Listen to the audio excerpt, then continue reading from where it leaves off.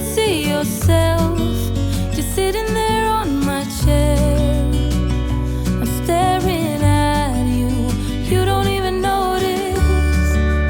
Should've told you straight away, you don't have to be afraid anymore. I know you haven't noticed. You know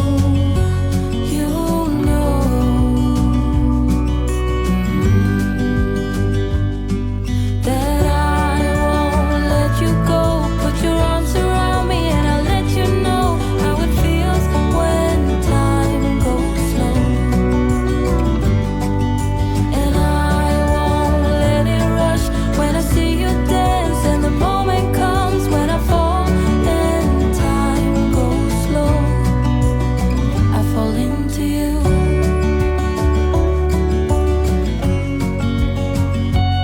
I fall into you.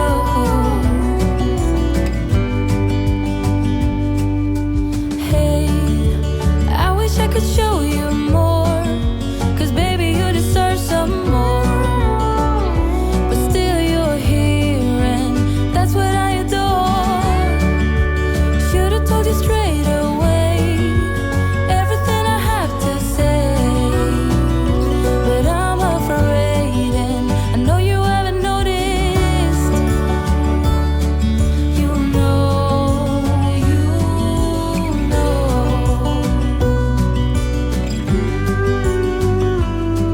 that I won't let you go.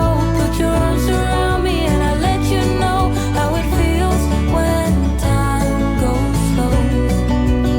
I fall into you. Hello and welcome to another vlog. My name is Sarah. Welcome, you are most welcome on this creative journey here in the North Woods of Maine.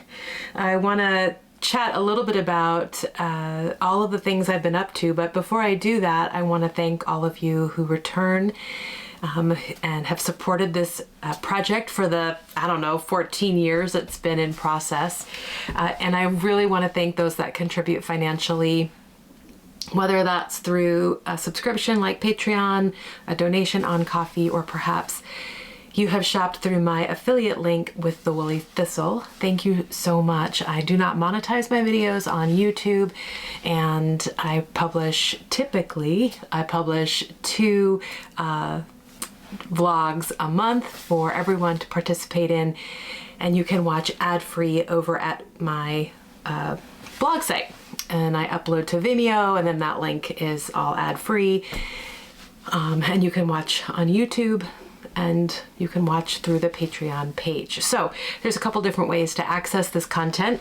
If you are able to like and subscribe, I definitely appreciate that here on YouTube, and it helps move that content out to others who might appreciate this type of project. So thank you. I am deeply grateful, and it's really important for me to say that at the beginning of each of my episodes. So Cyanotype kind of ends the trilogy of botanical printing. I started with the eco printing and the heat press, and then the gel plates, and then this Cyanotype session. I do hope to have another one before the end of the foliage here in Maine. I do enjoy the editing and sharing component of this vlog, but shooting the content isn't always conducive to the process, because you're stopping and moving the camera and cleaning up your chemical and doing this and getting into that position, and the camera would do this, and so you're kind of always starting and stopping in specific times in order to capture certain images. And so it makes it hard to kind of get into the process. And so I do hope to have another session where I can just make a bunch of stuff. This particular session, I wanted to just have experiments and play around with papers, but I also had a few targeted intentional pieces I wanted to do. There was fabric that I wanted to make sure that I included, because I have done other cyanotype fabrics.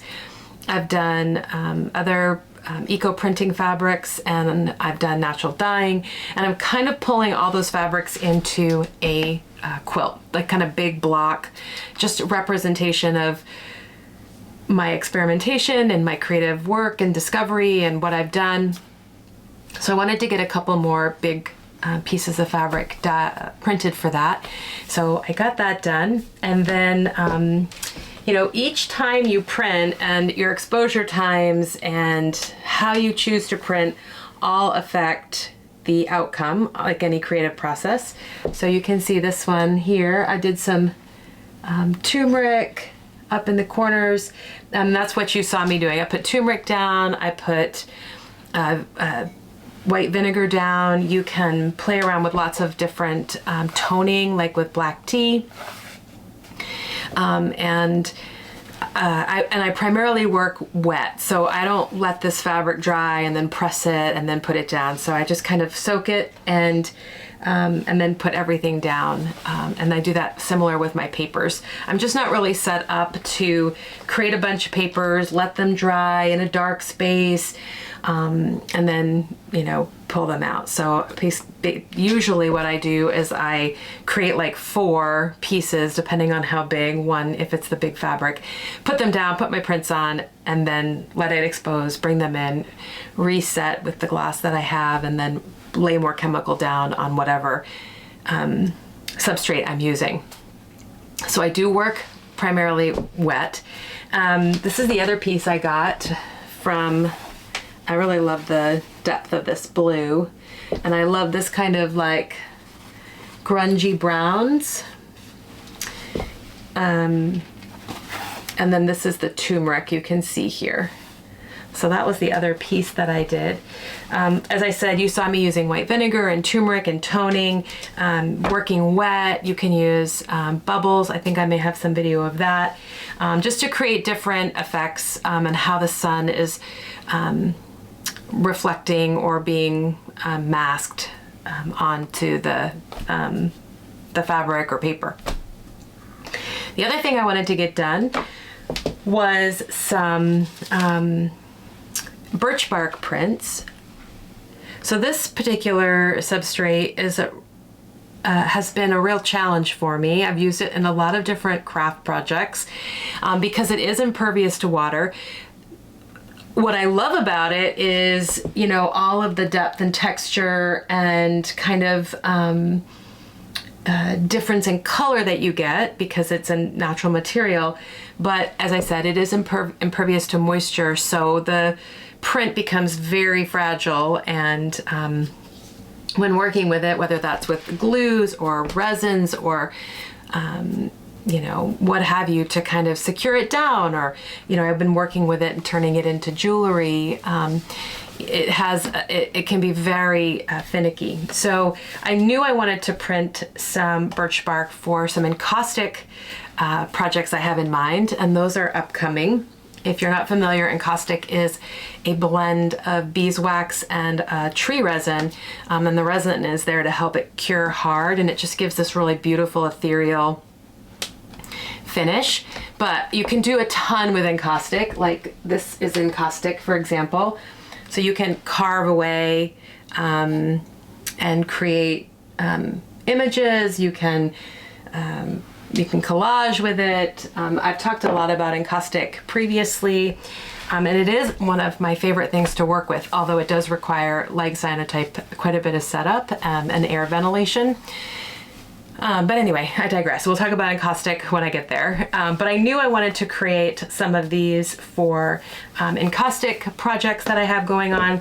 But some of them came out just so beautifully that I wanted to, I'm like, this could just be its own print. And so maybe I will just frame that up and give it as a gift.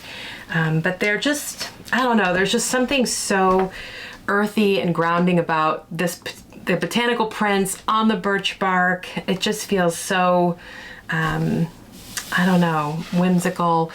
Yeah, I love it. And if you've been with me for a while, you'll know that botanicals are my go-to for any art that I want to do as far as like printing.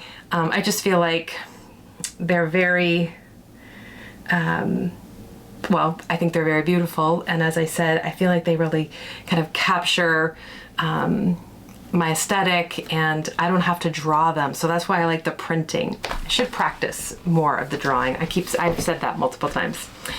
So that was really the two pieces I was like, got to get some birch bark done and more fabric. And I think I'll work on that again on my next session. And then I just worked on mixed media, papers I can rip up and collage with, watercolor paper, that type of thing, which is not as finicky as working with the birch bark. So the papers are consistent. You can kind of gauge your outcome. They're absorbent and porous. So Cyanotypes will work on any porous surface. And so it's kind of reliable. The birch bark that's the outlier. I talked about this last summer when I was doing some Cyanotype, and if you're looking for a referential guide, most of what I have figured out is from the directions on the Jacquard or Jacquard website, where I pick up the chemical, and YouTube. But YouTube doesn't have a lot, and when this came out, A Beginner's Guide to Cyanotype by Kim Tillier, I found that really helpful and handy. It talks a lot about different projects and toning and different ways of manipulating your outcomes. So that is Cyanotypes, beautiful projects to print with light. And I have a review of this book on the channel. Most important, my reading glasses. So I would recommend. And then I picked up Cyanotype on Fabric by Ruth Brown. And I think I've talked about this before too. So I recommend both of these. I feel like they're really applicable to what I do in my practice, because I'm not so much interested in the photographic side. Like, I'm not putting together landscapes. I'm not working with negatives. I'm just working with kind of the printing and kind of craft piece. And I feel like both of these have information that's relevant. So I would recommend giving it a try. I think I did last time I talked about it, because it's an easy way to create a really personalized gift or piece of art with kind of a minimal input, and then you can take that even further, as I'm going to do with the encaustic. So cyanotyping, I got a lot of reference as well from the Jacquard website, where I buy the chemicals. They have a whole like printout on toning and how to use it, and so there's also that piece, so you can check them out on their site as well. Right, so next time maybe we'll see some of these prints and how they've been used in the encaustic. It'll pull together from the eco printing, and I don't, as I said, use the gel printing as much because it is an acrylic, but I saw somebody talking about using acrylic gesso underneath, and so I need to do some more research on that. But anyway, for now, I'm focusing primarily on the eco prints and the birch bark. So stay tuned for that. And yeah, I will hopefully get one more session in before the snow flies.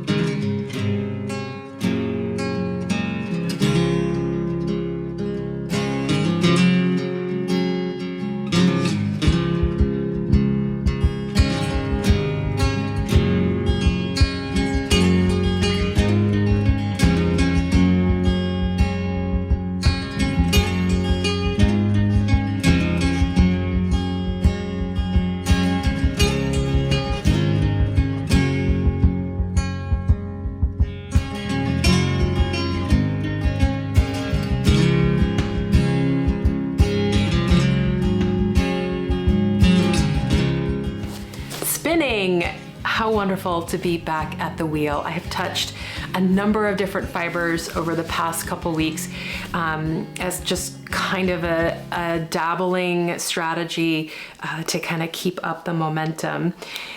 I think, sometimes for me, it's just once I get it going, like most things, as you know, I don't want to be redundant in what I say, but it's kind of the stream of consciousness that happens when you're sitting here. Once it's on and going and it's all set up, it's so much easier to sit down. So I was super happy to kind of get everybody, get the wheels organized so that they're much easier to access. The first thing that I put on my wheel, I have a little shock sidekick that I've been working on, is the Haunui that I received as a gift from my friend Nicole the last holiday season. Now this is indicated as a triple Haunui. Haunui is a specific breed out of New Zealand from a specific farm, and it is a Romney and Merino root.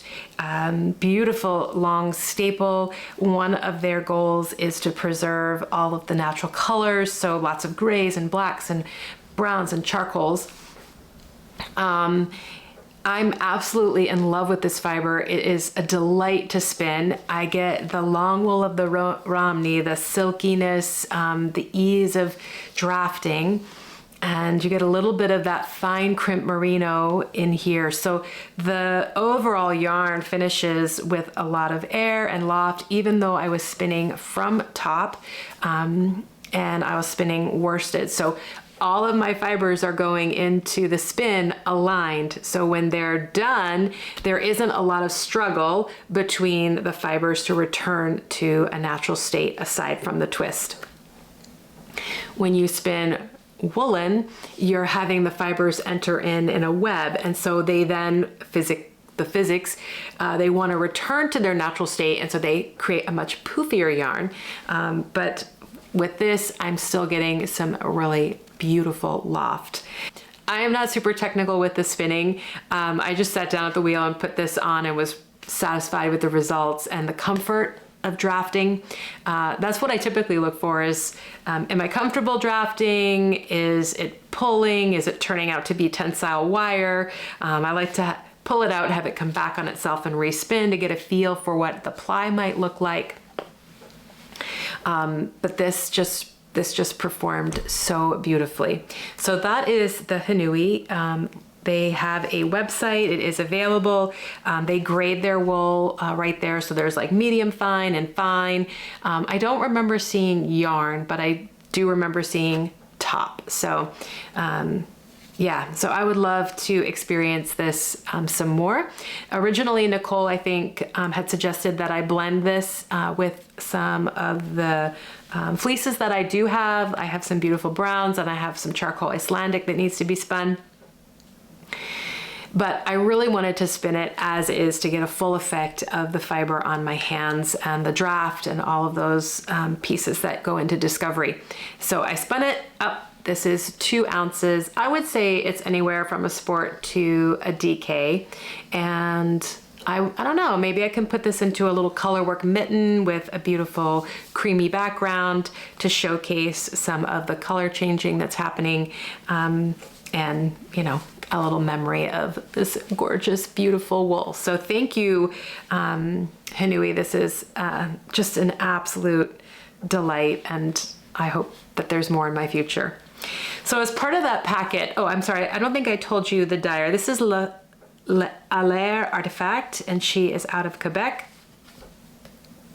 So as part of this package from the same dyer, Nicole also gifted me some Masham, and I then went ahead and purchased another bundle of that. It's combed top. That's what you saw me spinning in the opening to the segment, and I just loved that kind of moody, earthy, grounding rusts and kind of greens. So I went ahead and ordered another bundle of that so I could have 4 ounces, something that could maybe add a piece of a yoke or what have you, or into a hat. Now, Masham, again, if you've been with me, but I do love the long wools, and I love to spin long wool, and I love comb top. So Masham fits right in that category. I did consult my fleece and fiber source book because I wasn't 100% sure what the crossbreeds were. So this is a crossbreed. It's looking to invigorate other characteristics between 2 breeds. And it is typically a Teeswater ram or a Wensleydale ram with a Swallowdale ewe or there was one other one, I can't remember the name of it now. Came and went. It is those two breeds, and they are really looking to invigorate the mothering instinct, milk production, just overall vigor. So I'm enjoying it. The locks, again, are very long, so you may have seen my drafting zone is very open. It just glides right out of the top, which is another wonderful component of that preparation. It's just feeding right onto the bobbin. This, I think, is going to perform a little differently than the Haunui because it is a bit coarser. It has a bit more grip on the fibers itself, and so have to be very mindful in the plying of it that I don't end up with high tensile wire. Because it doesn't have a lot of poof or loft to it. But the colors are gorgeous. I think that when it's plied, while it still may have some of that barber pulling, which is not my favorite, I think it's going to be more blended and have a more of a watercolor effect.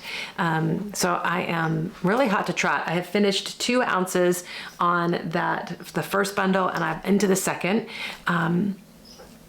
And I have some more of this dyer upstairs. I think I have some Corriedale and Cormo to play around with. So that's super fun. On the other wheel, my Lendrum, which is my heart wheel, I love that thing. I am spinning a small Romney fleece in a gorgeous deep velvety black. I'm spinning that in the grease, and I am simply flicking out the locks when I grab them out of the bag, and then I'm putting them on. It's a really, like I said, it's a Romney. It doesn't have a heavy grease factor to it. So aside from being slightly grippy as you're drafting it, I'm only drafting like this much on, and then I'm kind of, preparing more. So it can be a bit time consuming, but I am loving having it in the hand. It's gorgeous. It's clean and smells fresh, and I'm just enjoying spinning this in the grease. So that is going on the Lendrum, mostly flicked and on, so it has a worsted feel, but because the fibers are a little shorter, this was a lamb's first clip, it has a bit of loft to it. And I think once it's washed, it's gonna lose some more of that lanolin and poof right up. So just a delight, just an absolute earthy, grounding, this is why you do it, delight. So I've been really enjoying the spinning.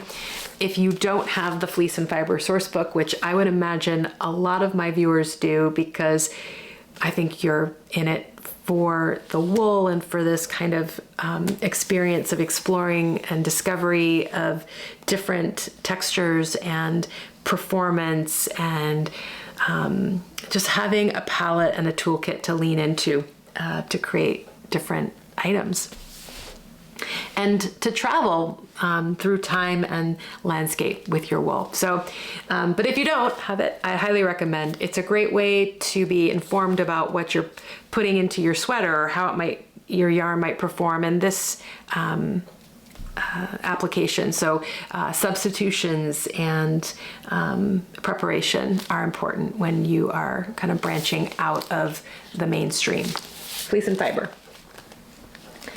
So that's the spinning. It's been, as I said, delightful.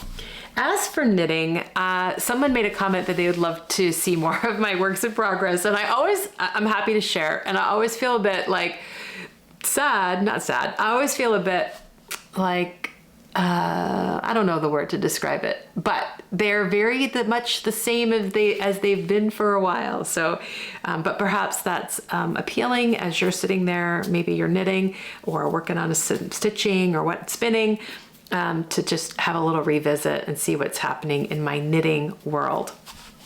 So I am still knitting the Yell. This is a pattern by Marie Wallen. I'm knitting it in Spindrift, and I have, as you may remember, had a bit of a tussle with my counting ability, and I had to rip back all of the steek that I had done, and because I was ready to shape.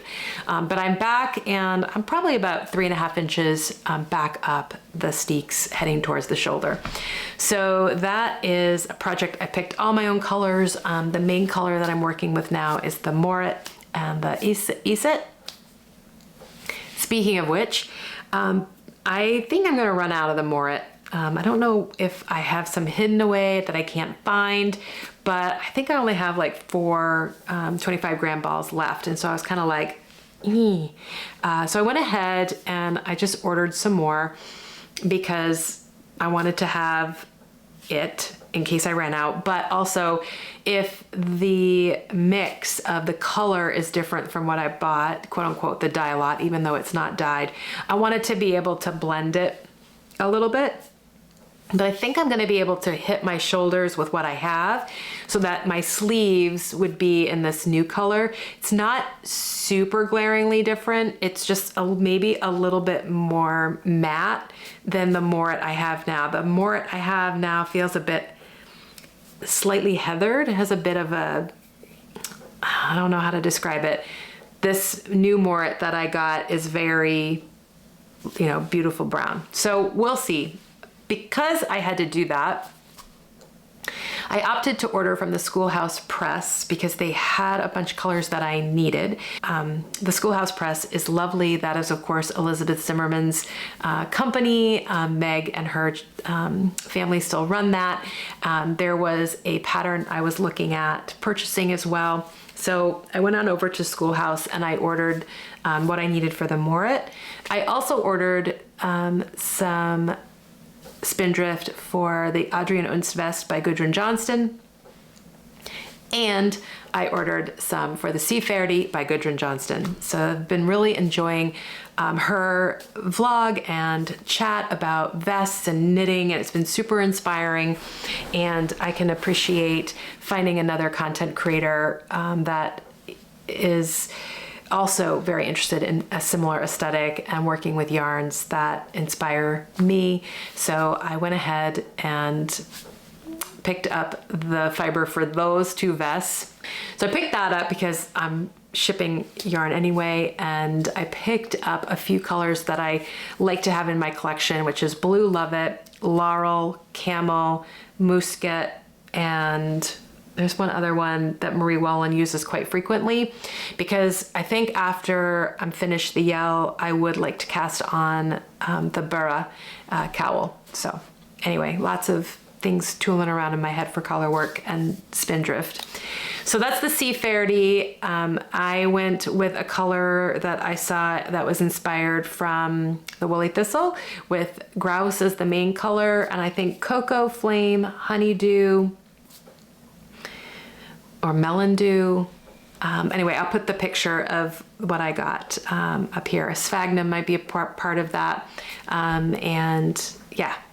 So the sweater that I saw on the Schoolhouse Press, which is what got me started, the Moret and this particular vest, it's a mitered vest. It's color work, and I think it was designed by Cully, Meg's son. And I'm very interested in the Larwick pullover by Marie Wallen. That's only available to club members, which feels a bit out of reach for her Fair Isle club for me. And so I've just been thinking, like, if I could somehow get the aesthetic or feeling of that. And I feel this vest has I don't know, it's not the same fit or cut as the Larwick, but it has a familiarity to the design. So I'm thinking about trying to pull together something with this pattern and the colors from the Larwick, and see if I can come up with something that would, be akin or a sister to, the feeling of that design. It's so gorgeous. I pine after it, but it's just not available. So those are some thoughts that are happening. Schoolhouse Press, the mitered vest. There is a version of this that's not Fair Isle, that is like a garter stitch, and hopefully I can put some pictures up here for you to see. That's a garter stitch mitered vest, and then there's this Fair Isle. The original of the Fair Isle design is almost like a tunic, and so it comes down below your hip. Maybe I'll knit that one day as well. I just found the whole piece to be really beautiful. So that was something that came into my life, but I feel good. I've got the Morit. I did order some extra Eset, and then a couple of my favorite colors, Sea Fairdy and Adrianunst. Gorgeous. So that's the Yell. I'm also knitting the Drema by Jennifer Steingass, and I just cast off the body. I opted to not do the color work on the hem. I don't typically like to do that. And I finished it in a garter stitch band, and I've picked up for the sleeves. The sleeves also include a color work band by the cuff, which I may or may not do, but I plan to finish the cuffs as well in a thick garter stitch, which is just appealing to me and comforting. So that's on the go. I'm hoping to have that sleeve done by the next time I record at the end of the month. And then there is, what else is going on in the progress? I have the Christian, the Viola Designs Agnes kofta, which is not a kofta, it's pullover for me. I have the body just about done. I think I'm getting kind of close to doing the hem. I haven't touched that all summer because I've been really focusing on the Yell. The other piece I have in there is the Tidal V, which is by Deborah Priscilla, and this is in Tidal Yarns, and I've just literally, I haven't touched that all summer either because I've been focusing on the Yell and the Drema. And so that, you know, that continues to be available to me. But both of those, all of these are just super comforting. I lean into them. I love looking at them. And so I think if I can get the Yell back to where it was, the shoulders shaped, and the sleeves, sleeve steek cut, I might feel compelled to go back and divide my time amongst those other works in progress. So they are also on finer needles, taking more time. I know I'll have the Drema done because that's on a US 8 with Icelandic Let Lopi, which is again another heart yarn for me. They're all heart yarns, but I like having some Lopi in the rotation, as you know, because I've been working on for a while. So that is really all of the works in progress that are happening or available or that I'm focusing on. I do a lot of dreaming about what I would like to knit next, as you know, with the vests that I've just chatted about. I think this afternoon I'm going to put in some time on my crochet blanket. I have finished one whole roll of that. Roll? No, not a roll. I have finished one whole row of that, and I just need to go back and finish attaching it to the overall blanket. So yeah, I'm in a good place with the knitting. I picked up a couple other things at the beginning of the year. One was a needle organizer because I'm tired of battling with a bag of loose circulars. And so I finally made the investment in a leather needle case. This is redesigned project. I picked this up from Pearl Soho. This is the larger of the two. So I have like two kind of 3 pages of pockets. And I was able to put all of my circular needles in here. So I have fixed, and I have the Adi Click lace set, and I have an old set of zingers or zings in here with some cords. So I'm just trying to get organized to understand what I have available to me, because I'm always like, you know, things are loose and everywhere, and it just becomes a barrier. So I'm super thrilled with the organizational piece of this product. So this is, you know, it's a nice kind of aesthetically pleasing storage kit. I really redesign. I found this on Pearl Soho's website. The last thing that I picked up because I was curious was Patty Lyon's Knitting Bag of Tricks. And if you are a person who has the Knitter's Companion by Vicky Square, Do you have that? That was one of the original references that I purchased. I still have it and I still reference it. But I was curious about this knitting bag of tricks to see if there was anything in here that could complement what I already had or would give me some insight into what I didn't know. And I just kind of fudged in the past because I can do that. So I found the book really helpful in the visuals are really clear, and I'm not going to share it because it is an instructional, technique kind of content driven book. But I found the visuals to be really helpful in explaining why fabric performs the way it does, where you put your needle, how the stitch is positioned, and of course then that all just plays back into what the fiber is, how was it prepared, is it a 2-ply, 3-ply, etc. So it's a nice complement to rounding out your understanding of the physics of fabric and the physics of knitting, because the visuals are very graphic and helpful.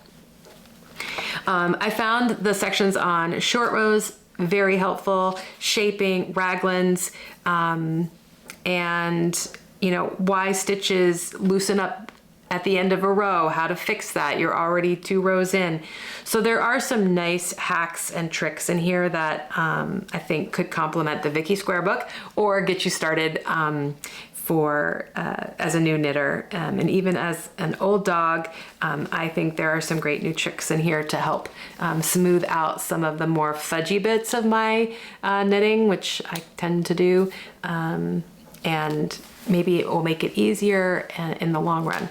So that is the knitting bag of tricks, and yeah, I've just been reading it at night and looking for ways to kind of make my knitting more efficient, whether that's through the cast on, and just make it perform a little better for me, so I'm not always fudging it or just stitching in some more yarn to cover that hole at the armhole.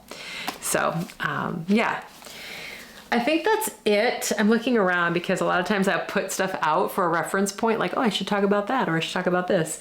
I think that's it. So a few new things to kind of dream about, and the breadth of my works in progress. If you are a patron, I'm also working on a hand stitching English paper piece project, which I will be updating more about. I've got quilts going on, so yeah, so there's more to chat about next time at the end of the month. In the meantime, many fond wishes and blessings. Thank you for being here. Take care. Bye.